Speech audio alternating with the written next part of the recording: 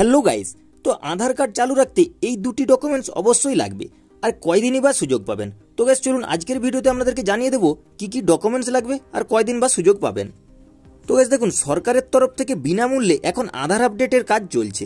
পূর্বে এই কাজ 14 মার্চ 2024 তারিখ পর্যন্ত নির্ধারিত ছিল, কিন্তু অনেক মানুষের আধার আপডেটের কাজ বাকি থেকে যাওয়ায় সরকারের তরফ থেকে এই সময়সীমা আরও বাড়ানো হয়েছে।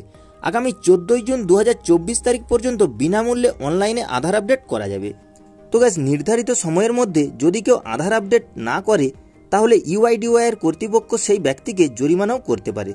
এই নির্দিষ্ট সময়ের মধ্যে 10 বছরের পুরনো আধার কার্ড আপডেট করতে হবে। তো গাইস আরও দেখুন কি বলা হয়েছে।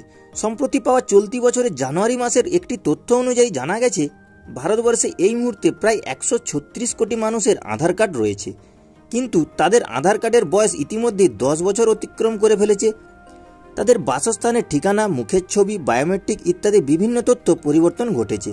তো গাইস সেই জন্যই কিন্তু আপনাদেরকে বায়োমেট্রিক আপডেট করতে হবে। যেমন ধরুন আপনাদের বাসস্থান, মুখের ছবি ইত্যাদি ইত্যাদি আপনাদের যেগুলো চেঞ্জ হয়েছে সেগুলো সব আপনাদেরকে পুনরায় ডকুমেন্টসগুলো লাগবে। তো গাইস এটা মনে রাখবেন, 14 জুন 2024 তারিখ পর্যন্ত আপনারা বিনামূল্যে আপডেট করতে পারবেন।